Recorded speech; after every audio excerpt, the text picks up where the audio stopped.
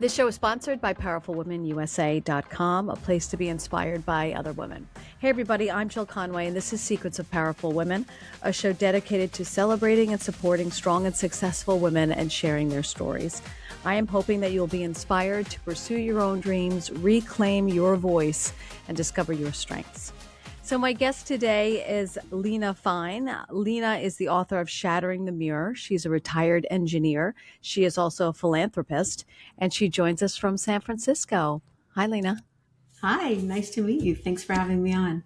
Oh no, this is going to be a very powerful show because first of all, I want to thank you for coming on and welcome to the show.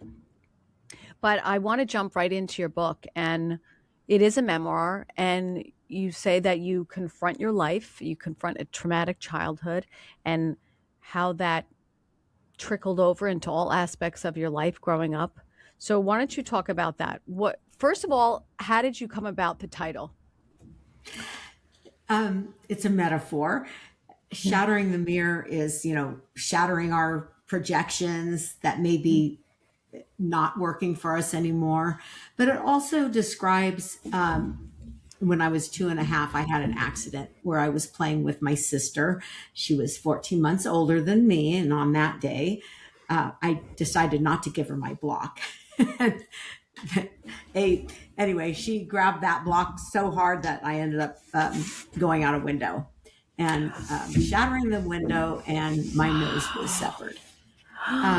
So that was that actually set up a cycle of a lot of different kind of trauma than, maternal abuse. This was an accident that happened at a young age. And I happen to have a photographic memory down to 18 months old, where I not only remember visuals, I remember my feeling state, what I heard.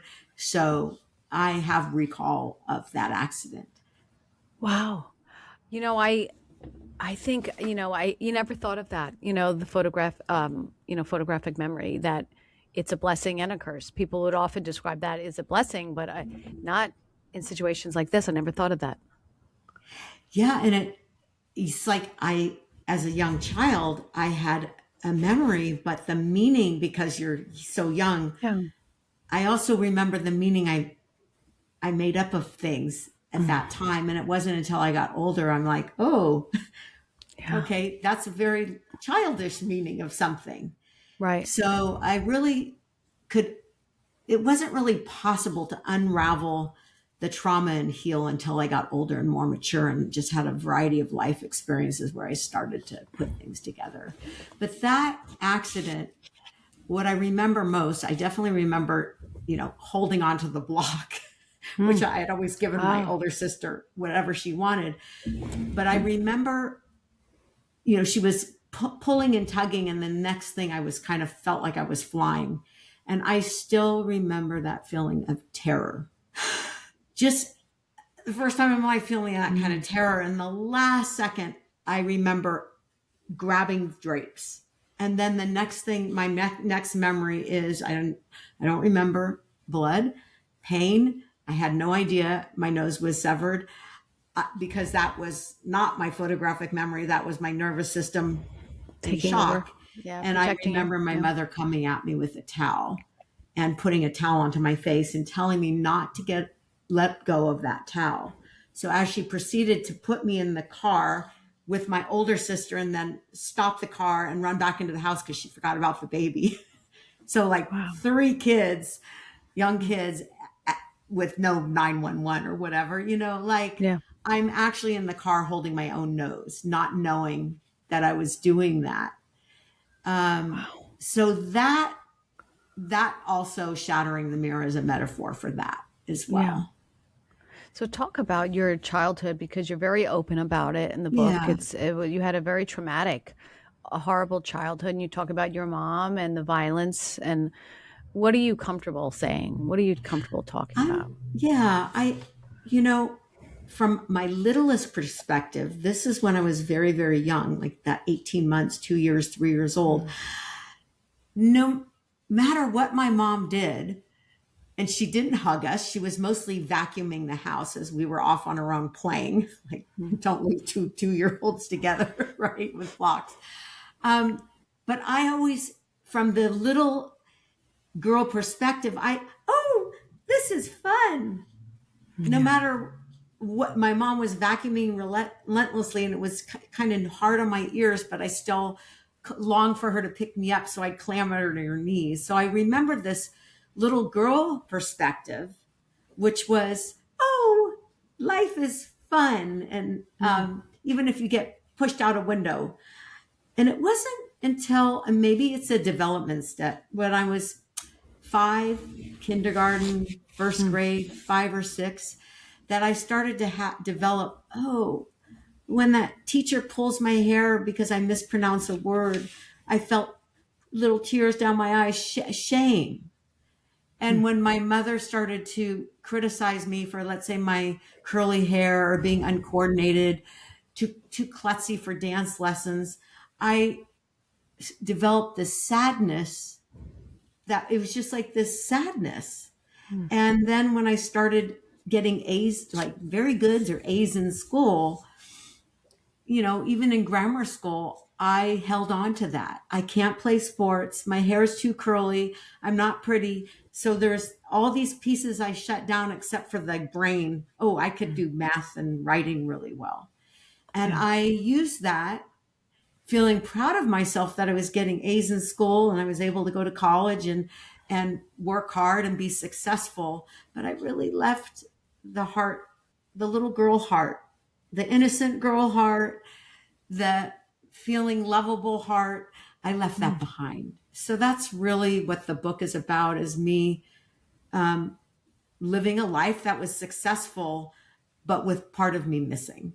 And it wasn't until my mother died, when I was 51. She was diagnosed with lung cancer. And she died within 2 weeks of that diagnosis. Wow. And it was really quick. And the last 2 days of her life, they intubated her. So most of her vitriol came out of her mouth. So she was intubated, not talking, but her eyes were open. And when I went up to her bedside, I felt like for the first time in my life, I experienced, oh, her eyes don't look so dark. They're light. She's looking at me. She's trying to tell me she loves me. I was like, she was intubated, so she couldn't talk. And I received this I really think she had a transmission on her deathbed. And when I got that feeling, it was like that heart space went poof, not all at once. It was step by step, but it was a marked change from being blocked to having an awareness that perhaps I had left this feeling state behind.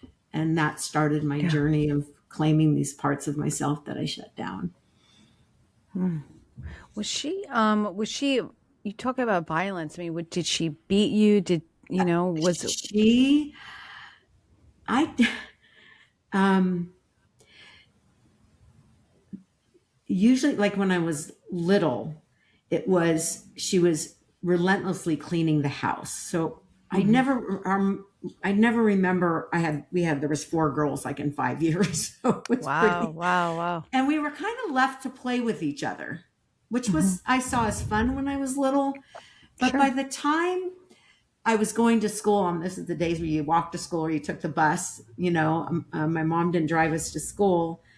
I just remember would come home after school and my mother would still be in her pajamas, like still cleaning something, dusting, and look at me with a blank stare. And it was like, no, hi, did you have a nice day at school? It was kind of this blankness.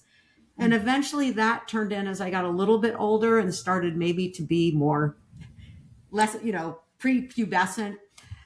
Lots of criticisms. Get your hair cut. You're so uncoordinated. No, you can't have dance lessons. They would be a waste on you. And then as I got older, coming into puberty, it was, I feel sorry for the man you marry. Stop wearing jeans to high school. It's sloppy. I mean, this was a different era, where I developed this. I kind of gave up, and I just assumed her criticisms had to do with my looks, how much I weighed, and how she felt sorry for the man I married because I was like unattractive or unappealing or to this or to that. And so I felt sort of like the ugly duckling in the family. Mm. Well, that's And I was emotional grounded abuse. a I mean, lot.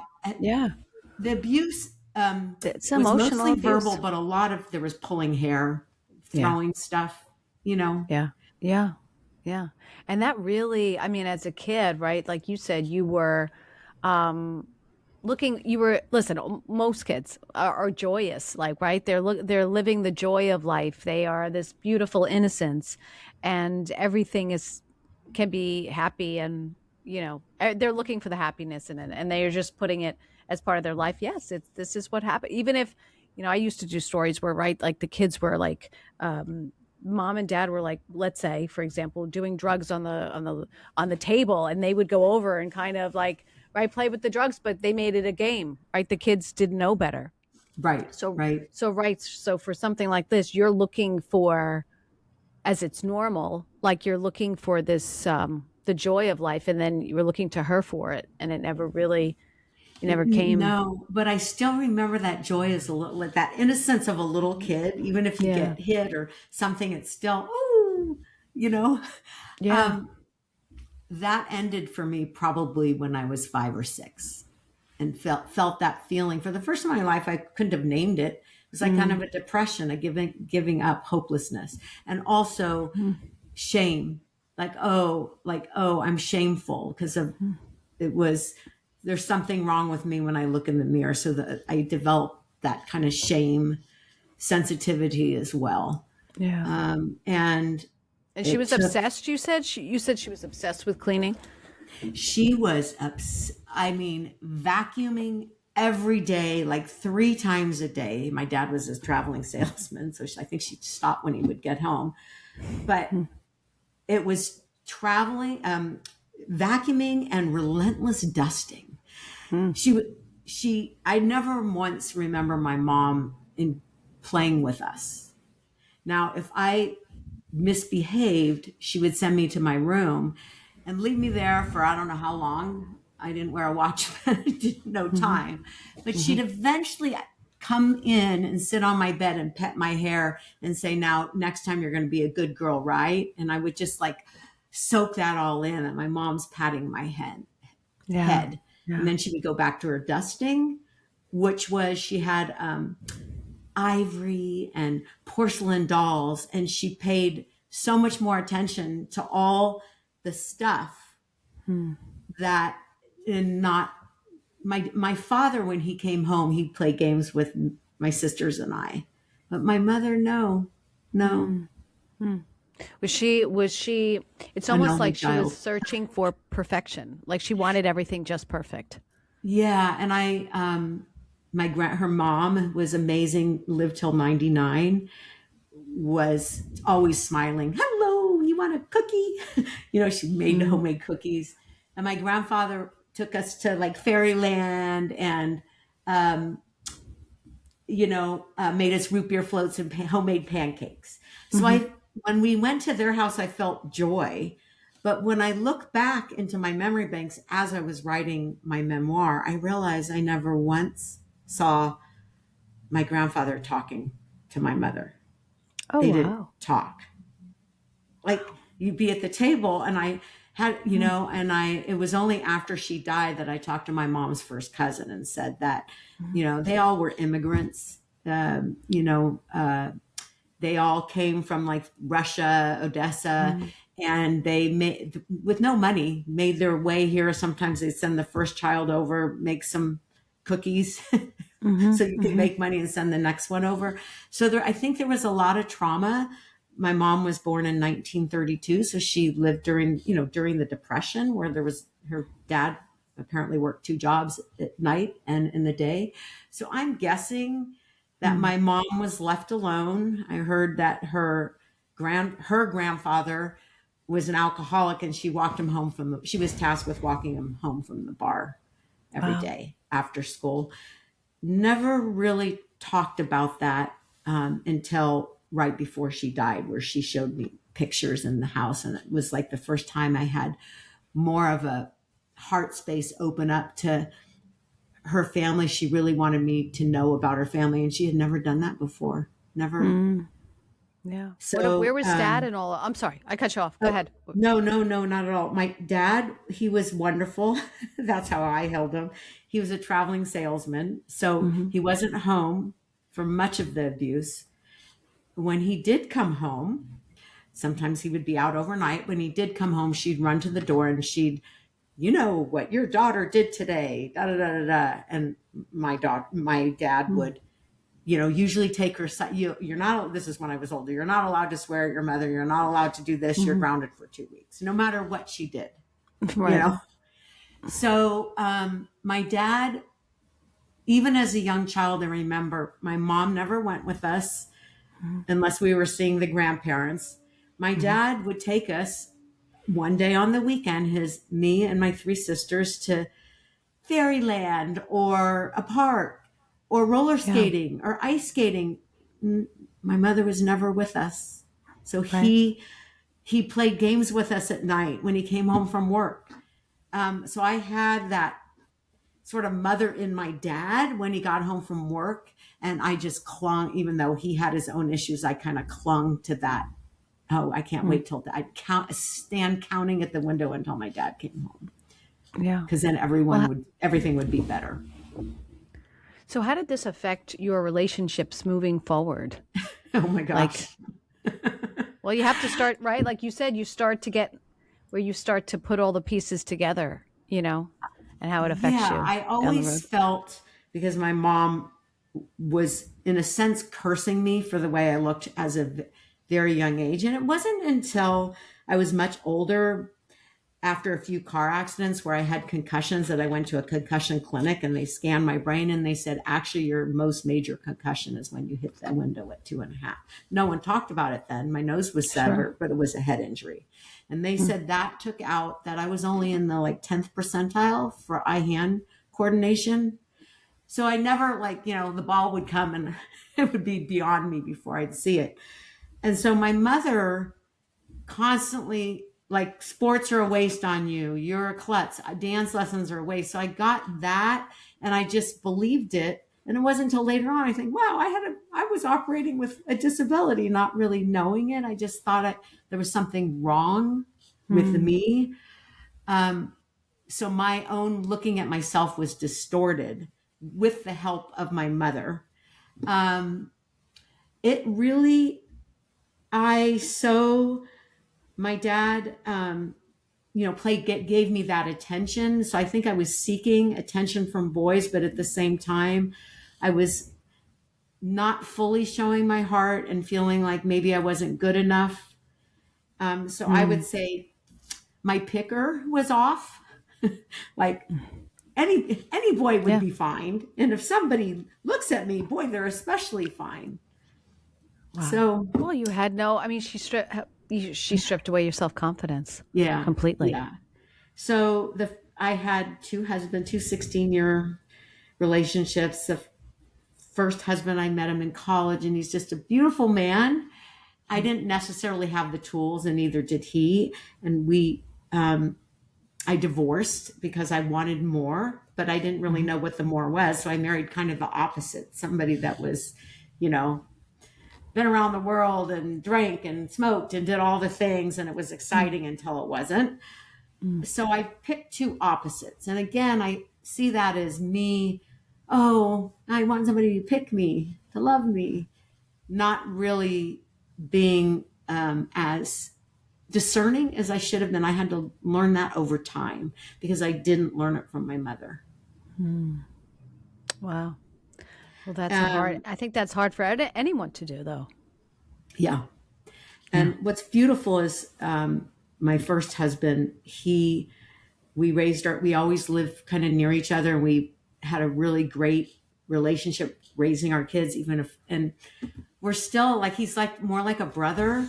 He Mm. had a stroke a couple of years ago and he's lucky to be alive, learned to walk and Oh, talk wow. again. And he's now living with our son and Mm. grandson in Oregon. And I go up, I'm flying up Monday to see them. So I have a really strong relationship with that family unit that Yeah. feels really healthy. Now you said that so you're in your late 60s now, and Yeah, you came to this point, this revelation, I guess it was a turning point when your mom was dying. I Um was 51. 51. And so you never really, before that, you didn't really deal with it? I dealt with it a little bit because I had postpartum depression, especially after my second was born, my son. And I went for the first time in my life to, he was actually a Freudian therapist. And I got, it was the beginning of seeing things in a different way. It was, it was very, very important step. And I did that. And then it wasn't really until my mother died that I went to different types of counselors, and really, especially the Freudian therapist was a male. I'm lying on a couch, so it was different. But the female therapist was really what I needed, and I was more mature. So I really faced what was going on in my marriages, what was going on in the divorce, and just slowly started to, I was in an engineering field. I was vice president. I eventually, I started to dance. My mom had said I was a klutz, and I went to freeform dance and started being in my body. I started painting, just things that were freeform. I love painting without rules to follow. So I was really using that part. I started singing. My mother always said I couldn't sing. I was learning to follow the vibration in my body. That journey of trying these different things, including trying on different men, was a journey. And it was about, 10 years of, oh, aha, oh, aha. And I could honestly say, after finally, taking the 10-year journey to write my story down, never thinking I would publish. And Writing like a diary, like a journal? yeah, my mom shamed me for my diary when I was in second grade. Like, literally read it, my first diary about my crush in first or second grade, to the whole family. And I was mortified, and I never wrote anything personal again. That's why I was so terrified I'm going to be shamed. And what happened, I put the book out there, and I haven't gotten shamed. I'm getting, especially women in my age group, kind of 50 and up, 60s. We all kind of had similar parents where, they're coming out of the Depression and World War II. I feel like I'm getting a lot of women readers writing to me and saying, wow, that was my story too. Thanks for being so brave. Mine wasn't exactly like yours, but you're so brave. I wouldn't. And here I was so afraid of being shamed. And then a lot of the older women readers said, well, we have trouble reading with our bad eyes. So could you make it on Audible? And I recorded my book, which I was terrified about doing because the sound engineer was my son's age, in his 30s. And I'm like, oh my gosh, my son he doesn't want to read my memoir. I don't blame him. And I'm reading my very personal story out loud and making mistakes. And I was thinking he was going to shame me, and he would just say, no problem, take 2. No problem, take 5. And he never once shamed me. And when I left after many hours of recording the book, when it was the last session, I thanked him, and he gave me a big hug and said how brave I was, and what a wonderful, brave story it was. And then he says, I haven't told anybody this yet, but my wife is pregnant with our first child. She's 10 weeks. And I thought I'd tell you. And it just made me cry. And I gave him a big hug. It was that. Here I was so afraid, and absolutely the opposite happened, because even though I was making mistakes reading, which everybody does apparently, I wasn't shamed. And it was like a balm. Then I really felt, okay, I did it. Now my heart feels completely open. I'm so much braver in the world. I read my story out loud to a 30-something male who was incredible. I'm going to pause right there. Let's pause there. We'll come back. So much more to talk about. We're going to take a very quick break. Lena Fein is with me, where there's more after the commercial break. You're listening to Secrets of Powerful Women. Help me get the word out. Share this with your friends right now. Hey everybody, so you're listening to these conversations and you're feeling inspired. But at some point, you want to be in the room. And that is exactly why I've created something new. A new online monthly membership called the Secrets of Powerful Women Club. It's a space where this podcast comes to life. This is where we go deeper. This is where you're not just listening to powerful women, you're also connecting with them. We'll be hosting live virtual events, real conversations, Q&A sessions with the guest speakers, and building a community of women around the country and the world who are ready for more, just like you. So right now, join the waitlist and you'll get notified about when we launch, early access, and you'll get founding member pricing and priority entry when doors open. So just head to the link in the show comments or to my website, powerfulwomenusa.com, for more info and to get on the list. This podcast found you for a reason. So join the club and learn the secrets of powerful women. All right, welcome back, everybody. You're listening to Secrets of Powerful Women. Lena Fein is with me. So, Lena, you were just telling us about how you read the book out and to record it, the audio of it. I'm just curious. I mean, there had to have been moments. Did you cry during it, or you were strong through it all? What was that like? Oh, it was powerful in the fact that when I read, I was feeling emotions when I was reading it. And those emotions come out in the recording, and I think they're important. And sometimes the emotions were a bobble, and so, of course, pause and re-record. But I feel like when I was reading an especially tough section, that I could, I'd make more mistakes because I was still feeling the trauma of reading it out loud. It's so different writing and then actually out loud. So in a sense, when I was finished, I felt like I got a healing just from reading it out loud because the emotions worked their way through and got expressed. I guess that's another version of Shattering the Mirror. Yeah, definitely. So, what's interesting to me, and you talk about, you were so, honest about your relationship with your mom and stuff. How did growing up with that childhood affect your relationship with your sisters? That's really a good question. Yeah. In a sense, we were pitted against each other without really realizing it.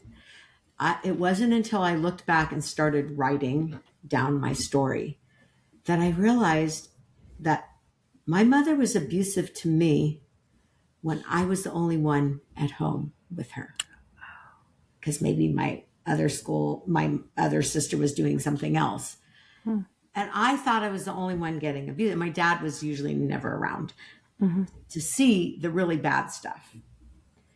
It was almost like Nurse Ratched in One Flew Over the Cuckoo's Nest. Like she would smile when the doorbell rang.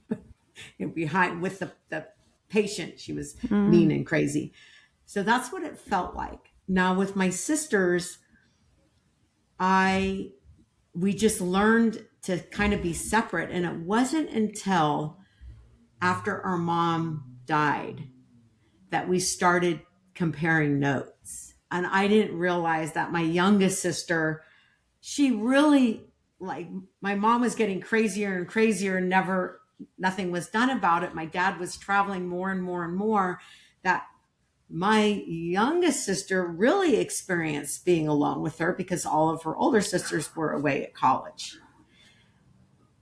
My sister that was 17 months younger than me, she was the third sister. She, at age 18, and I had already gone to college, so she was a year behind me in school. Things got so bad for her that she finally was the one that was brave to report my mom to police and things like that. And after that, my parents moved. They got out of, and that sister I saw maybe twice in 30 years. She boom, was gone. And it was really, really sad, but we're really close now. She lives 20 minutes away. So we've compared Oh. notes on all Mm. the various trauma that we have. I didn't know that was really happening until, Sure. yeah. So it's fascinating. It was Yeah. really kept in secret.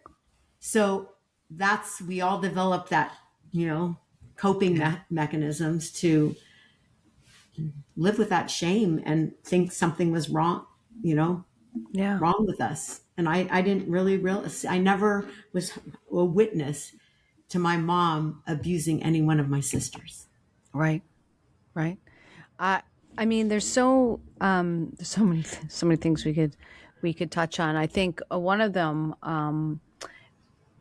how did you, I guess, I mean, you knew what you were living through. You figured it out was like obviously not healthy and abusive, as you say. So, how did that affect how you parented?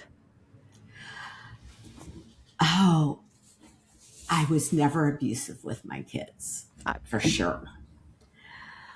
I was loving, but I'm even better now. Yeah, Let's put it for there, sure. because Yeah. I didn't have the tools.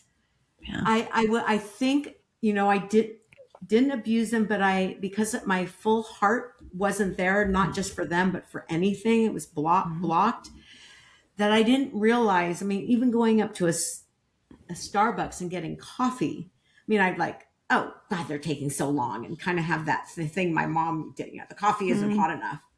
And now I don't go for the coffee. I go to make like, oh, hi, how's the decaf today? Whatever. Like, I'm having a relationship with who's ever in front of me, with my eyes, being grounded in my breath. Even if the coffee's cold, I just say, oh, the coffee's cold. Can you warm it up a bit? And it's no big deal. Right. So, So you were let me cut you because that's interesting. So you became present. You had to go through your life to see, and I always talk about self-reflection and peel the onion, where I think that's truly almost the only way to get through, to become the person you want to be, is to have to go back and go over what you've been through and say, I don't want to be, I'm not that person, or like your parents, you either end up maybe being like them or nothing like them. Right. yeah. And I Yeah. think that and I think the change to being more yourself is step by step. It doesn't happen. My mom dying may have been the initial moment of, wow, Right. The there's wake up call. something big Yeah. here. It was a wake up call. Yeah. But it was lots of steps and bravery and courage and going forward and going a little bit back. I could say now, oh my gosh, I have a 3-year-old grandson and a 2-year-old granddaughter. I just took that 20-month-old granddaughter to Disneyland with her parents. The parents, I said, go on the roller coaster, you go for it. And I just played with my granddaughter at Disneyland, who could care less about the ride. They were all chasing bubbles. Bubbles are a big thing. So Yeah. I'm like, wow, I'm doing so much better than I did even as a parent. As a grandparent, maybe it's the maturity or the wisdom, but I really feel that with my daughter, with her husband, with my granddaughter, I'm flying to see my grandson in a couple of days. I'm so much more available. I'm like right in the pocket with them, and with my friends. So all my relationships have gotten better because I'm here, present in the moment, available. And my mantra is, I try and be a blessing to the moment and not a curse. Like, whatever's in the moment, how can I serve? Not Pollyanna, but just serve it as a blessing. Right. And I feel that I really finally feel that with the publication of my book and it getting out there and getting feedback, that my heart is more available and my voice is more available than ever before. And that to me is priceless, even though my brain forgets what I had for breakfast sometimes. I mean, it's priceless. I'm so glad I didn't miss this memo in this lifetime. Right. Well, I think like you said, kind of, I mean, like, I think there's lessons in everything. Ultimately, you can choose to see the lesson or just let the lesson kind of destroy you without Yeah. noticing, right? And so I guess for you, I mean, what's your lesson that you were able to grab out of that childhood? The lesson is so hard to describe. To be in the moment. It's not just being in the moment with my brain. It's being in the moment with my whole body and actually feeling the vibration of the hum of the universe, the hum of my body. It's subtle, but I'm like in the pocket of where resonance is. And so when I talk to somebody, I feel like I'm meeting the energy of the moment, my own resonance. What comes out of my mouth isn't planned. It's like in the moment. I didn't have that capacity before because I was rushing ahead in the moment. And I will say one more thing about my nose being severed. I did not realize until, so I had surgery to reattach my nose when I was 2.5. I had another surgery in my 30s where they kind of reshaped it because they couldn't do that when I was 2.5. So I always had that was another thing of people teasing me because I kind of had a misshapen nose, but they couldn't fix it until I grew into my face. So I had another surgery in my 30s. And then just a couple of years ago, I had my third surgery because it was really getting hard. I always had trouble breathing, but really getting hard for me to breathe because like everything just kind of collapsed. And I had surgery and I didn't have enough cartilage to rebuild my nose. So I have a cadaver rib in my nose. Wow. But I will tell you, when all the packing came out and I had breath, when the breath came into both nostrils at the same time, I had a panic attack in the chair. Sure. When they were unpacking everything. I said, "Oh my gosh, what's that?" And he goes, "That's breath." It felt like a super highway. Wow. And by the time, I walked to my car, I was having little panic attacks, but I got used to breathing. And I realized that my whole life, probably I had been not going inside me. They always say breathe. I was going like this. I was like having panic breathing that I had been doing probably since I was 2.5, but I know. Yeah. So the other miracle, which just happened a couple of years ago, was having full breath. So now I actually know what meditation is. Like when someone tells me to get centered, breathe. Yeah. Yeah. that I'm actually taking a breath instead of faking it. Not realizing I was doing that before. I was just kind of panting more than take a pause, feel your resonance. Oh, now I could sing because I'm not just singing from my head. I'm actually matching my breath with my voice. It's all a resonance. So I think that was huge for me because it was very somatic. Whereas, writing the book was getting everything together, but really claiming my full body and its breath is a miracle. And so what if I have a cadaver nose, Yeah. Well, it looks great. So, I mean, who cares, right? Who cares how you got it? I can breathe. Yeah, exactly. That's the most important thing. I want to talk about, what's I feel like a lot of women deal with. And you said you went to school for engineering. So you became, high executive, top level executive. And was that you're like chasing perfection? Was that, this because of like what happened? Yeah. I was always kind of more of a writer, really. That's how I always got, and I just became, I was one of maybe 6 women in engineering, and I kind of hated it, but I got A's. Wow. I graduated from Berkeley with a master's degree. I got hired, at a big tech company, and I did the engineering. But what I was really good at actually was not like the nuts and bolts. I was good at listening to a customer. I was in the same job for like 30 years, at least 30 years, not the same job, but worked for the same company boss. It was all, I traveled. It was all males. I met a handful of women in that 30 years in that particular field.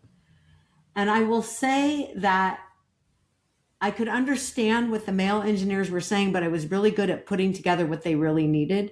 And then I'd go back to the company and tell the real engineers, the nerdy males.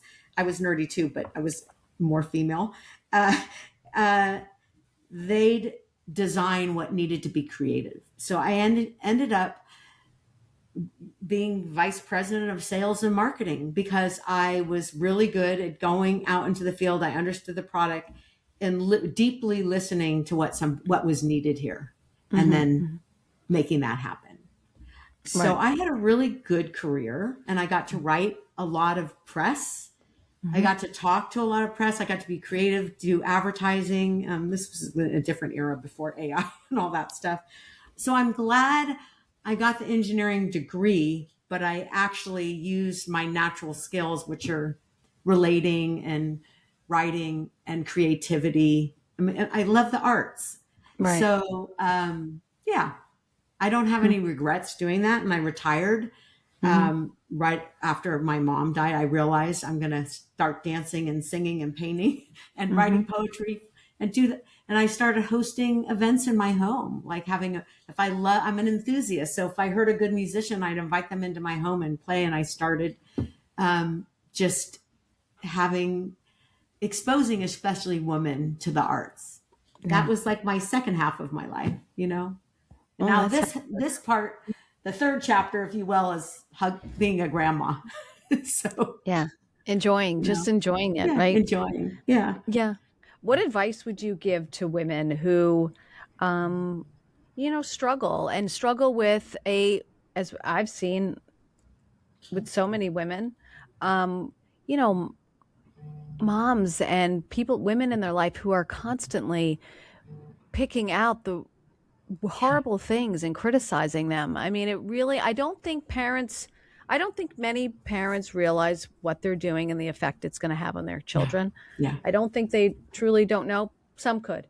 But what is the advice you give to the daughters I think to say, yeah. I mean, all parents are different, but I think for sure social media has changed things. Like I didn't grow up with that. So people that are on TikTok, they maybe don't need a parent. They're like, oh my gosh, my mascara isn't good enough.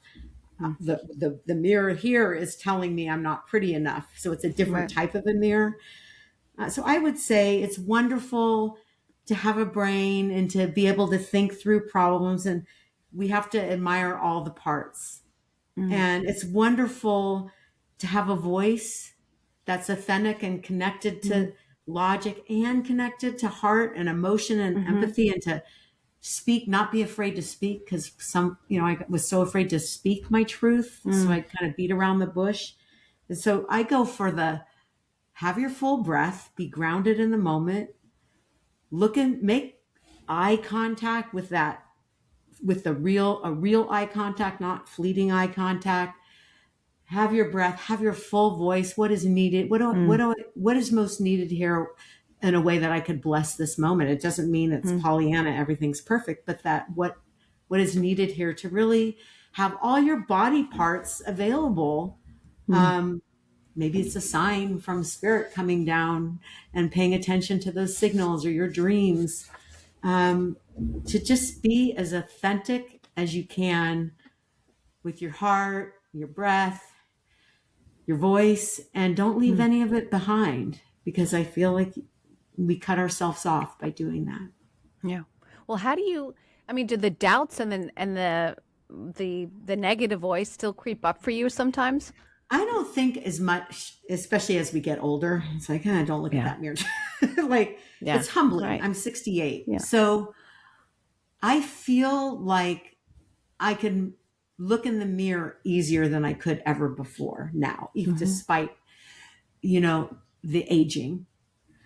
I feel that the stories that we had in our head because we were too young to discern, or we had an abusive teacher or parent or partner, that to rise up and find our truth, even if it means leaving somebody or setting a boundary, to not be afraid to, live your fully expressed life and to be with somebody living their fully expressed life and have boundaries, whatever, however that looks.